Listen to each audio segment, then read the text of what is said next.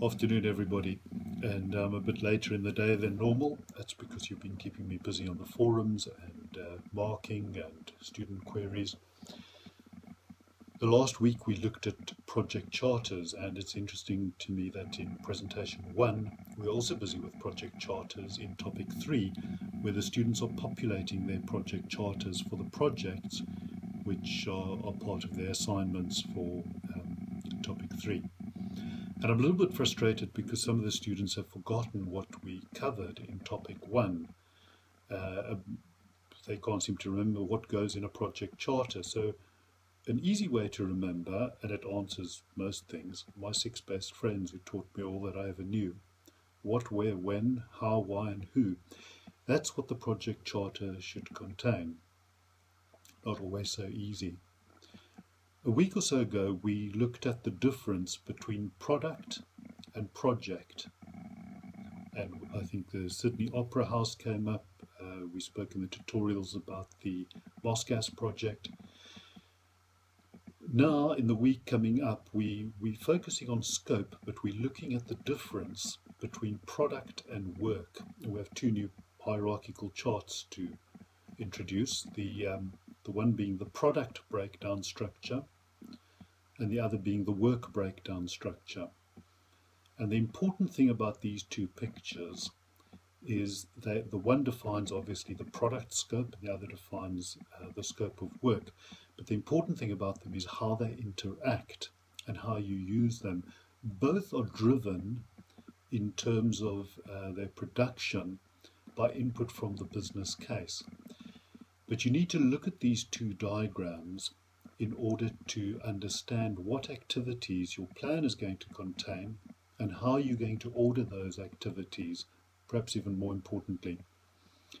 And again, the business case will drive the interaction between those 2 pictures. Just in your mind's eye, think of a work breakdown structure, which is a representation of the various phases that your project will undertake. And next to it, picture the product breakdown structure, which is also a hierarchical representation of the components of the thing that you're going to build.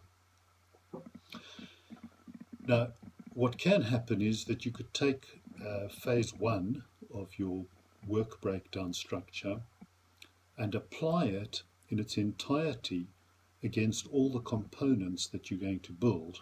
So you do all the preparation work for all the components.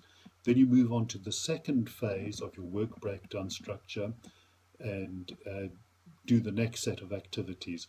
At the end of the day, you will run your last phase to complete all the components of what it is that you're going to build.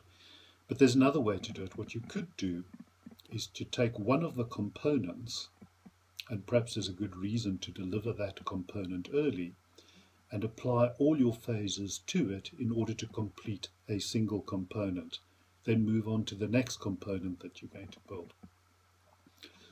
So it's important to understand how these 3 artifacts in project management, the work breakdown structure, the product breakdown structure, and the business case, all work together in order to derive your detailed project plan.